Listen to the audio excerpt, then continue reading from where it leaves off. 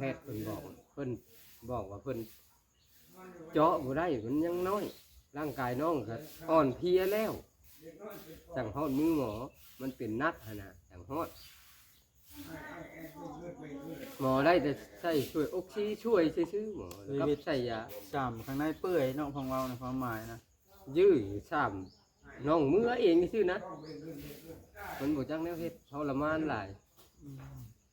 ก็คือมือลักๆแล้วนี่เนาะเขากับคัดสิเรากับมันกับโบได้เบิ่งใบกวดน้ำทะเจ้าเนาะว่าใบกวดลักๆแล้วเดี๋ยวเพิ่นพ่ออย่างมือทำอิดเลยนะเพิ่นข้อผีในหัวปอดเพิ่นบอกแล้วแต่ว่าเพิ่นก็บอกว่าจะได้ว่านี่เพิ่นก็ช่วยมาตั้งรวมแล้ว16 ล้านพุ่นเนาะ10 กว่าล้านแล้วขอมุกขอบใจหลายๆและเด้อทางเงินพิมพ์เพิ่นก็ช่วยมา500เฮายังบ่ทันเอาเงินมาดอกยังอยู่นำวาซิดเพิ่นว่าและทางอ่าป้าแหวนแม่ป้าแหวนเพิ่นก็ช่วยมาอยู่ 3,000 แต่ว่าเฮาก็ยังบ่ทันเอาเงินมานะเพิ่นก็ให้กำลังใจอยู่ FC แต่ละคนก็ได้นะเฮาก็สู้ไปแล้วมันจำเป็นนะมีผู้ฮักแล้วก็ผู้ชังผู้ให้กำลังใจเฮาก็มีหลายคนอยู่เพิ่นที่เพิ่นให้กำลังใจเนี่ยเพราะว่าเพิ่นเข้าใจหัวอกของความเป็นพ่อเป็นแม่นะอยากให้สู้ต่อไปบ่ให้ย่อท้อมีแต่ว่าอย่าลืมกดติดตามเพื่อเป็นกำลังใจให้ผมด้วยนะครับทุกคนขอบคุณมากๆครับพี่น้องโดยมาเบิ่งบรรยากาศตอนเช้าๆบ้านนี้เฮาสิมาถามพ่อของเด็กผู้ที่เสียชีวิตว่ามันเกิดจากหยังสาเหตุหยังพอดีว่ามี FC เพิ่นก็บ่ฮู้หลายหันนะคลิปนี้ก็สิมีคำตอบพี่น้องเอ้ยเฮาสิมาถามและเล่ารายละเอียดทุกอย่างเพื่อบ่ให้ FC ทุกคนข้างคาใจว่าเป็นหยังคือบ่ไปปัวบ่อนนั้นบ่อนนี้พี่น้องเอ้ยนี่พ่อของเด็กกำลังนั่งเศร้าอยู่สบายดีเด้อสวัสดีอ่าและทาง FC เพิ่นผู้บ่เข้าใจโรงเรียนเลยแล้วเพิ่นล่ะอยากฮู้ว่าสาเหตุเป็นจังไดคือบ่บินปัวให้แบบว่าสุดๆเพิ่นว่านะมันเป็นย้อนหยังสุดแล้วมันอันนั้นมันทรมานแบบว่าโรคของน้องนะมันเป็นหยังหลักๆแล้วนะให้เรามันเป็นผีใช่ขวัญหัวขั่วของปอดนะลักๆของแพทย์เพิ่นบอกว่าเพิ่นเจาะบ่ได้มันยังน้อยร่างกายน้องก็อ่อนเพลียแล้วจังฮอดมือหมอมันเป็นนักหั่นน่ะจังฮอดหมอได้แต่ใส่ช่วยออกซิช่วยซื่อๆหมอแล้วก็ใส่ยาข้างในเปื่อยเนาะของเราในความหมายนะยื้อซ้ำน้องมือเองซื่อนะมันบ่จักแนวเฮ็ดทรมานหลายก็คือมือลักๆแล้วนี่เนาะเฮากับคัดสิเรากับมันก็บ่ได้เบิ่งใบกวดน้ำทะเจ้าเนาะว่าใบกวดลักๆแล้วเดี๋ยวเพิ่นพ่อหยังมือทำอิดเลยเพิ่นข้อผีในหัวปอดเพิ่นบอกแล้วแต่ว่าเพิ่นก็บอกว่าแต่ในวันของแพทย์เพิ่นก็อาจสิบอกแจ้งกับพ่อแม่ปานใดย่านพ่อแม่ช็อกแบบว่าไปกวดเอ็กซเรย์เบิ่งอีโกเบิ่งน่ะเป็นผีที่หัวปอดแล้วเลยว่าง่ายๆว่าตรงถ้าหมอว่าตรงก็บ่มีความสามารถรักษาแม่นเพราะว่ามันเป็นเด็กน้อยมันเป็นเด็กน้อยร่างกายลูกมันอ่อนเพลียแห้งแล้วคือว่ามีหลายโรคเบาเลยว่ามีทั้งมันลุกลามไปเอาคืนมาแล้วแหละโรคไตแล้วไตก็บ่ทำงานบักไขหลัง2หน่วยบ่สีเป็นนั่นแหละออกจากหั่นแล้วมันสีแตกแล้วว่าง่ายๆก็มันลุกลามไปภายใน2 ชั่วโมง3 ชั่วโมงนี่นะว่าง่ายถ้ามันเด็กน้อยแล้วมันร่างกายมันขาดเลือดโดยกระทันหันเฉียบพลันใส่เลือดเนาะใส่เลือดเพื่อยื้อชีวิตกับใส่ออกซิไว้ว่าง่ายๆภาษาบ้านเราออกซิไงก็ออกซิเจนแหละใส่ออกซิเจนนะจนเอาถังออกซิเจนมาน้ำนี่ย้อนยื้อชีวิตเพื่อจะอยู่เฮิงที่สุดแต่ว่าเฮาก็ทำสุดความสามารถแล้วเนาะโดยยิ่งเขาเอาไปปัวไก่ตัวไหนเท่งทรมานนี่แหละพี่น้องไอ้ความรู้สึกของพ่อของเด็กตอนนี้แบบว่าทรมานทุกขาจนสิบ่ได้แหละพี่น้องเบิดกำลังใจทุกอย่างเดี๋ยวรอเวลาให้เยียวยาความรู้สึกก่อนอันนี้ก็ต้องให้เข้าใจกันเด้อพี่น้อง FC ผู้คอมเมนต์ที่ว่าเป็นหยังคือบ่ปัวให้ชุดเป็นหยังคือบ่เอาข้ามไทยกะเพราะว่าเฮากะชุดแล้วพี่น้องมีเหตุผลว่าชุดทางแล้วเฮากะชุดความสามารถแล่นล่ะบ่แม่นว่าเฮานิ่งหนูได้ได้พี่น้องเฮาก็ เราเห็นคนเราพร้อมบ่แม่นว่าสิอันนั้นเนาะ เพราะว่าทุกสิ่งทุกอย่างเฮาต้อง มันมีขั้นมีตอน รับความจริงว่าง่ายๆซะความจริงที่ต้องยอมรับแต่ว่าความจริงตัวนี้นะบ่มีใครอยากยอมรับทุกคนในโลกเลยแต่ว่า ความจริงว่าเมื่อนั่นนะ ความจริงว่าแนวใดก็รักษาบ่ได้ต้องไปนี่นะความจริงตัวนี้บ่มีผู้อยากยอมรับดอกมันแล่นจนชุดแล้ว ยอมเลยโอ้ยปลุ๊กลูกกินนี่ยังปลุ๊กชื่อหมด เด้งอยู่บ่ก็มาแล้วมันหนายังแตกอยู่เนาะมันบ่จังได้เฮ็ดจักมื้อจังสิอันเยียวยาอบรมหัวใจได้แบบว่าให้มีหน้ายิ้มคืนมาเนาะสู้ผู้อยู่นี่นะต้องสู้บ้านนะ มันต้องผ่านไปเสมอ มาส่งหักส่งแพงจำนี้เนาะได้อายุแค่ 2 ขวบ 2 ปีกับ ครึ่งเดือน ครึ่งเดือน บ่ได้ 5 เดือนเนาะ 5 เดือนครึ่งปีนะ 2 ปีพี่น้องไอ้กับ5 เดือนน้องเพิ่นผู้สิจากไปนะก็คือแต่ทำอิฐโลดสิเล่าเหตุการณ์ให้ฟังพี่น้องว่าทางน้องเด้งนี่ลูกชายของช่างเวียงนะเป็นไอทำอิฐนะเนาะเป็นไข่ ตุ่ม ออกตุ้มแล้วดีไข่ออกตุ้มมาได้มื้อหนึง2 มื้อแล้วไอบาด มั นะ นหลิดตามปกติ เนาะ หลายมือแล้วไอกับปกติกินยาตามปกติบ่ได้ชะล่าใจ ไอ กินยาก็ไปลิ้น พอสุดลงเองเขาไปกวดบาดนะสุดลงเองไปกวดช่อง ท่านหมอเพิ่นบอกว่าเห็นเกิดตุ่มบอกงานในหัวปอดภาษาบ้านเฮาจะเอิ้นผีใส่หัวปอดเนาะเป็นตุ่มใหญ่เพิ่นว่าในหัวปอดล่ะมันตันช่องลมหายใจเบิดแล้วในหัวปอดนะ มันเกิดทำงาน ปอดบ่ทานปอดแล้วเน่าไปแล้วเพิ่นว่าข้างนึงและทำให้น้ำหนองน้ำอันนั้นแตกบาดมันละลุกลามไป เพื่อนน่ะ ไปทับมาไข่หลังใส่มาไข่หลังมาไข่หลัง วาด ก็ บี หยุดทำงานอีกวาดบีพัดตรงบ้านก็เลยทำให้ท้อง เบ่ง ท้องน้องนี่เบ่ง ปอด อยู่บ่ได้ ออกซิเจน ดิ้น ลงเว้ย ดิ้นไปดิ้นมาแล้ว ท ทาง รมาน ซุมเฮาล่ะเอาถังออกซิเจน ทางออกซิเจนน่ะบ่ทอดแต่แค่อยู่ห้องหมอกับพี่น้อง แต่ แต่ ว่า ว่า กระดิ้นอยู่ทุ่งหมอทรมานแหละมา น้องดิ้นจนทุกข์คิดทรมานน่ะหันนั่งเฮาบ่อยากยอมรับความจริงนี่เลยพี่น้องเอ้ย หันถุง ซุมเฮายังเดินเรื่องว่าสิความมุกอยู่ได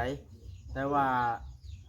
สื่อสารกับทางนั้นแล้วมันคำก่อนทางนั้นว่าไปคำเป็นปอดแล้วบ่อยากให้เอามานะมันบ่อยากให้มาปานใดมันสิแพ้เชื้อเฮาก็ฮู้ผลกรรมของหลานเฮาอยู่แล้วเนาะลูกเฮาอยู่แล้ว มันหักบ่อยากยอมรับซื่อๆมันคำแน่ ทำครับบ่ เอามาบัดนี้เอาออกซิมาน้ำเต้านึงเอามาแล้วฮอดแล้วก็บ่ได้ใช้ซ้ำออกซิ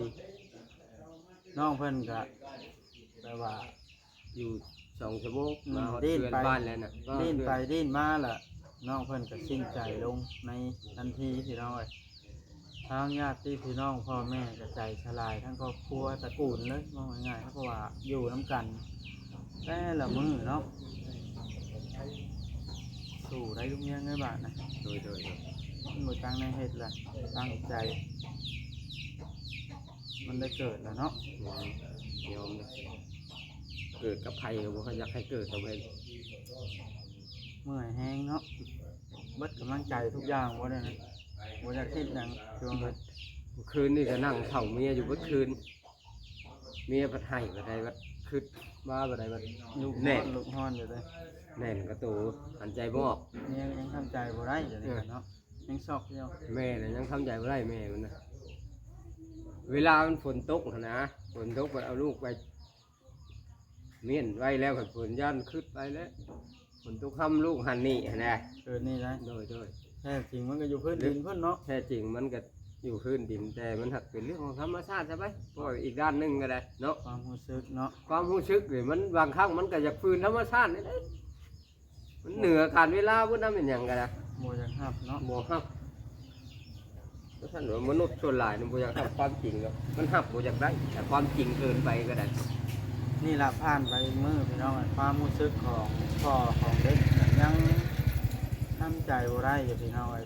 ยามเนี่ย ให้เข้าใจกันเด้อพี่น้องที่เรื่องนี้ก็อยากให้เข้าใจว่าเฮาก็สุดความสามารถแล้ว ให้คิดซะว่า น้องเกิดมาทางนี้เลย คนในโลกอันนี้นี่มันต้องไปจุดนั้นแล้วบอกว่าสิเป็นไผเนาะ บอกว่าที่ ยืด ไผ สุ มา ด จากไส แมน เป็นหมอกันยังไปเนาะก็สิ ว่าง่ายๆซะเจ้าพระเจ้าก็ยังบ่อยู่ได้เนาะว่าง่ายๆซะว่าตรงๆอันนี้ในเมื่อมันฮอดจุดนี้แล้วเฮาก็ต้องยอมรับความจริงอย่างให้ FC พยายามยอมอยู่เดี๋ยวนี้เลย เข้ามาเบิ่งมาชมและให้กำลังใจกันบ่อยากให้ตินั่น ได้ ติ บ่ นี่ ให้ เฮา ว่า ก็ พ่อแม่บ่อยากตัวบ่ให้อยากเว้าบ่มีพ่อแม่คนใดดอก ที่ เอ้ย ลาละเลยมีนาขายน้ำมีเฮือนขายเฮือนพี่น้องไปปิ่นไปปัวนี่ไปปัวนี่ก็ตอนทำอิฐเอาควาย3โตเนาะไปนะแล้วก็พอดีว่ามีทางอันนั่นบ่เอื้อยจุลี่กับแม่กงวลีเนาะ ซอยอีกเนาะ เพิ่นก็ซอยสร้างเวียงเพราะว่าหักแพงกันได้ไปเฮ็ดเฮือนจานก็เพิ่นก็ถ้าสร้างเวียง แต่ว่าทางเวียงมาเจอปัญหาแบบนี้ก็ต้องรอก่อนอีกประมาณ2 มื้อ 3 มื้อก่อนพี่น้องไอ้ตั้งเสากับชั้นนี่ดอกให้ทางเวียงทำใจก่อนให้ ทั้งส ร่า ร้าง งกายแห้งกว่านี้ก่อนนะ ทั้งสองสร้างเพิ่นก็มาให้กำลังใจกันอยู่ เมื่อวานนี่เนาะ โดย มีป้าแต๋วแล้วก็สร้างคำดีแล้วก็สร้างต้อแล้วก็ลูกป้าแต๋วชะยุ้ยเนาะแล้วก็หลานลาหันมาเพิ่นก็ยังมาอยู่ ให้กำลังใจกันอยู่ ใจเบัดทุกคนเด้อผู้ที่ให้กำลังใจก็ได้ บ่แม่นว่าแต่เขาพวกช่างดอกเนาะให้ก็ขอบใจกันเบิดทุกคนชาวบ้านชาวเมืองก็มาให้กำลังใจกันล้นหลามอยู่บ้านนี้เนาะ แล้วหมู่ครู YouTube เพิ่นก็มาอยู่เพิ่นก็แต่ว่าเพิ่นอยากมาท่องรายการหลายคนแหละแต่ว่ามาบ่ มัน ทัน เว้าง่ายๆก็มันเป็นเด็กน้อยมันได้ไปมื้อเช้าเนาะ ไปตอนเช้าแจ้ง บ้านเฮามันแนวนี้เนาะ แจ้งตาเฮาก็ไปเนาะ บางทีอาจสิได้ไปเฮากลางคืนบางมื้อ คันเฮาเอา บางเขตน่ะ คันเฮาบ่เอามาก่อน ถ้าเฮาบ่มาได้รัดช่วงอยู่ป่าช้าแบบบ่ได้เอาเข้ามาบ้านเลยพี่น้องเอ้ยมันตัวนั้นมันสิน่ะ ยากบ่ได้ มันสิหด เนาะ หู่ของพ่อแม่แห้งเกินไป ยังสิบ่ได้กล้าเกี่ยมหยังเนาะ โดย ดีแล้วเฮาเอามาก่อนส่งน้องได้อยู่เฮือนอยู่ซ่านข้างแน่มี บ่อนอยู่บ่อน บ่อนอ เช้า ยู่บ่อนเช้าเฮ็ดให้น้องข้างแน่เนาะ โดย คันแบบห่อมัดไปแล้วก็ลำบากใจอีกนั่นก็ได้บ่มีบ่อนอยู่มีเครื่องของอีกก็ถือว่าดีทำดีชุดๆแล้ว ทำดีที่สุดของพ่อแม่แล้วไอ้น้องเอามาเนาะ แม่ก็อยากให้ซีมีแต่ว่าให้กำลังใจกันในยามวิกฤตแบบนี้ บ่ให้เว้าให้ว่า แม่บ่อยากให้คอมเมนต์ติเตียนกันคันบ่มักกับบ่เบิ่งแค่นั้นละเนาะเว้าตรงๆนะเนาะแต่ว่าคันว่ายังเข้าใจความหัวอกของความเป็นคนมนุษย์คือกันล่ะอยากให้เข้าใจในจุดๆนี้ว่าง่ายๆซะเนาะ โดยพ่อแม่มันย่างสิบ่ได้เด้อ พ่อกับแม่หลักๆสำคัญพ่อกับแม่ของเด็กเนี่ยย่างบ่ได้แล้วพี่น้องมีแต่ว่าเป็นสิตำผ้าว่าง่ายย่างไปมันขึ้นหลายมันละเมอเพ้อไปหมดคือแม่ของเด็กนะยังนอนคิดว่าลูกนอนกับข้าวลูกจมห้อนตื่นมาคว้าบ่เห็นก็ให้แล้วก็ได้มันบ่จักแนวเฮ็ดเด้พี่น้องน้องเด็กนี่น้องเด้งชื่อของผู้เสียไปนะ ซื้อหมูเด้งเนาะ หมูเด้งแต่ละมื้อตื่นมาแล่นนำกันหยาบๆหมู่เขาและ4-5คนเล็กน้อยคือกันแล่นโหเมื่อเฮือนเฮาเฮือนบ่โอลิเฮือนนี่เลยโหไปโหมามีหยังเขาก็กินข้าวต้มขนมแล่นไปมันก็ขึ้นฮอดล่ะคนเข้าใจกันพี่น้องเอ้ยอันนี้สาเหตุที่บ่บอสบ่ได้ไปอัปเดตงานที่ว่าสั่งเขาไปเฮ็ดแล้วก็มีแต่ มีแต่เรียกไว้นี่แหละเนาะ ทีมงานว่าไงมีแต่ทีมงาน YouTube กันนี่เพิ่นถ่ายอัปเดตให้จังไดกับภาคนำเด้อขอโทษนำเอ้ยพิมพ์แล้วก็ผู้ใหญ่เพิ่นที่มอบงานให้แล้วเฮาบ่ได้ไปดูแลก็ต้องขอโทษนำค่าแบบนี้แหละพี่น้องเอ้ยยังไปบ่ได้อยู่มานี่ก็ยัง สิไปอัน ว่า นั้นอยู่ ยังสิไปอันนั้นอยู่พี่น้อง สิไปกวดคืนหมอผู้มันยังไอ รู้เนาะคือลูกช่างเวียงผู้กกผู้อ้าย ผู้ ผู้ อ้าย เสี นี่ก็ เนาะ ยังบ่ค่อยดีอยู่ ไอ ร่างกายยังเป็นไอ ไอ้นักแล้วก็น้องเดียลูกสาวบ่บอสก็ไอ้นักในโตบ่บอสเองก็ยังไอ้นักอยู่นะพี่น้องก็เลยปวดสภาพ ป้ามานี่ก่อนนะ เอา มานั่งนี่บ่หัน ลาเนี่ยเดี๋ยวเราก็ ครั ให้ บมานั่งน้ำพ่อน้อยหน่อยนิดนึงนั่งแป๊บนึงเอาสู่เด้อป้าเด้อ ทำไมเป็นอะไรตอนในความรู้สึก หาย ฮะ แล้วก็ เข้า หาย ใจบ่ได้อยู่ สู้เด้อป้าเด้อแนวใดก็ได้ถือว่าเฮาสุดความสามารถแล้ว ก็มี FC เพิ่นก็ให้กำลังใจหลายอยู่เพิ่นก็คอมเมนต์แล้วก็ผู้คอมเมนต์ทางบ่ดีทางติก็บอกว่าเพิ่นบ่ฮู้เด้เนาะเพิ่นบ่ฮู้สาเหตุมานี่เฮาก็เลยมาเล่าเหตุผลและทุกอย่างให้เพิ่นฟังหันนะก็คืออันจุลี่เพิ่นก็ช่วยมาตั้งรวมแล้ว16 ล้านพุ่นเนาะ 10 กว่าล้านแล้วขอมุกขอบใจหลายๆ และ เด้อ ทางเงินพิมพ์เพิ่นก็ช่วยมา500เฮายังบ่ทันเอาเงินมาดอกยังอยู่นำวาซิดเพิ่นว่าและทางอ่าป้าแหวนแม่ป้าแหวนเพิ่นก็ช่วยมาอยู่ 3,000 แต่ว่าเฮาก็ยังบ่ทันเอาเงินมาหันนะเพิ่นก็ให้กำลังใจอยู่ FC แต่ละคนก็ได้หันนะเฮาก็สู้ไปแล้วมันจำเป็นล่ะมีผู้ฮักแล้วก็ผู้ชังผู้ให้กำลังใจเฮาก็มี หลายคนอยู่ เพิ่นที่เพิ่นให้กำลังใจเนี่ยเพราะว่าเพิ่นเข้าใจความหัวอกของความเป็นพ่อเป็นแม่นะอยากให้สู้ต่อไปบ่ให้ย่อท้อมีแต่ว่าตั้งใจสู้ชีวิต เอาผู้อยู่นี่แหล้วบัดนี้ อันนั้นแหละจังหวะที่ เด้อ พาไปตรวจสุขภาพของอ้ายมันนี่ แม่นมานี่ไปน้ำกันเฮาสิพาไปเราเฮาก็สิเอาน้องเดียไปคือกัน ตรวจ จะไปพร้อมกันไปส่งเต้าออกซิอันนี้อยู่ห้องหมอเลย เดี๋ยวไปส่งไปคืนเพิ่นเนาะ เลยเอามีแต่ว่าให้เจ้าสองผัวเมียล่ะสู้ต่อไปและขอบคุณผู้รักผู้ใหญ่ที่เพิ่นให้กำลังใจ มกกับใจแล้วก็บุญขอบคุณเด้อขอให้ทุกเพิ่น ขอให้สุขภาพ เข้มแข็ง แรง สา ขอให้อยู่ เอา ดีมีแห้งเด้อสาธุ เอาบ่อยู่ทางนี้ก็สิสู้ไปนี่ล่ะเนาะ แล้วเขาสิสู้อยู่แล้วเพราะว่ามัน อ่า บ่จักแนวเฮ็ดแล้วสู้เต็มที่แล้วอยู่ใส่ก็ได้อย่างพาลูกคืนมาเนาะ เอาก่อนเมียอีกเนี่ยทางเวียงสิทายเอานี่เอาสู้เอาโอเคสู้ไปลุงป้าสิดีมีแห้งทางเฮาก็ให้กำลังใจกันอันเด้ญาติพี่น้องผู้รักผู้ใหญ่ทางเฮาก็บ่ได้ป้าได้ถิ่มจักเทื่อพี่น้องให้เพิ่นก็มาอยู่มาอันนั้น มาอยู่มาอุ่นเครื่อง อันนี้ก็เป็นอ้ายของอีแม่ อันนี้ก็เป็นป้าลุงของไอวิวก็อยู่นี่แหละนั่นเด้เมียบวชก็มาครับเมียนเครื่องของแถวนี้แหละบรรยากาศที่เงียบเหงา อยู่เฮือนนี่อันน้องเดียก็อยู่เฮือนนั้นยามมันท่านบอกว่าเป็นโรคติดต่อว่าพื้นหลานเฮาผู้ไปอยู่พุ่นกันคนที่อุ้มมาลินแล้วกันนี่ติดปอดติดเชื้อเป็นไวรัสชนิดหนึงได้อยู่ ICU หรือว่าห้องปลอดเชื้ออยู่กรุงเทพพี่น้องเอ้ยแต่วานนี่ เดี๋ยวนี้เนาะ แก๊ปเด็กไปอยู่ห้องปลอดเชื้อแต่คืนนี่พ่อแม่เขาก็ได้เข้าเยี่ยม2-3 นาทีได้ดูจับหน่อยหนึงก็น้อยเนาะที่เป็นลมเลยดิ พี่น้อง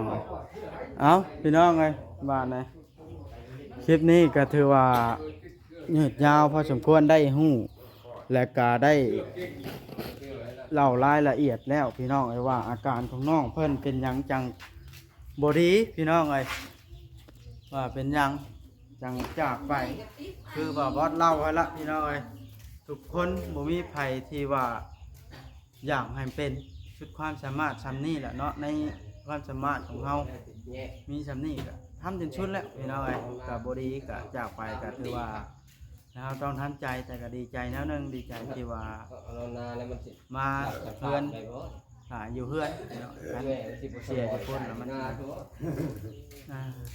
บ่เป็นหยังสู้แล้วสั่งยังไงก็หลายคนอยู่ให้กำลังใจก็ได้ อีกนี่เครื่องอยู่อยู่ก้าวหน้าของมันเลย อกซีใส่แล้วคันให้ไปบ่ได้ก็ได้เอาบ่ได้ไปส่งเอาอกซีมานี่ก็1,200พี่น้องเอ้ยยังบ่ได้ใช้ซ้ำเออกมาก็ได้มาฮอดแล้วเฮาใช้อกซีของกู้ภัยซะก่อนกู้ภัยยังบ่ทันมือซ้ำ ครับ น้องเพิ่นก็หายใจพืดไปมาแล้วไปเลยพี่น้องทางกู้ภัยเพิ่นก็เอาใจใส่ทางชาจังใดก็ขอบใจเพิ่นหลายคนก็ให้กำลังใจอยู่พี่น้องเลย เอาโอเคพี่น้องคลิปนี้ก็ยืดยาวพอสมควรแล้วเด้อพี่น้องขอให้ทุกท่านที่เข้ามาเบิ่งมาชมคลิปของบาบอสกันขอให้ทุกท่านอยู่ดีมีแห้งร่ำรวยเด้อเงินทองอายุ ไผ มั่นข อ วั ย่าง ญ ไร เด้อ ไผธรรมชาติเขาไปช่วยเขาบอกกู้ภัยเนาะลูกเขาชอบ ประเด็นอันนี้ก็อ้ายสบายดีอ้ายมาเยี่ยมมาคอยบริปาได้ทิมคือกันพี่น้องเอ้ยอ้ายแต่ละคนก็ญาติพี่น้องเพิ่นก็มาหุ่มมาห่อกันมาให้กำลังใจในยามวิกฤตพี่น้องเอ้ยแต่ว่าช่วงเกิดเหตุตอนที่วิกฤตตอนนั้นก็หลายคนอันนี้มันเบาบางไปเลยมาลิ้นมาให้กำลังใจกันเนาะบ้านนอกของนาเฮาก็สิประมาณนี้แหละพี่น้องเอ้ยนาช่างเวียงก็จบบ่ได้ดำบ่แล้วป้าสำนักพี่น้องเอ้ยมันจำเป็นแล้วเด้เฮ็ดแนวใดซะเนาะเอาโอเคเด้อพี่น้องโอเคเด้อเว้าหลายมันก็ยืดยาวมีแต่เหตุการณ์มาเล่าให้ฟัง บ่อนั่นเนาะบ่อนะ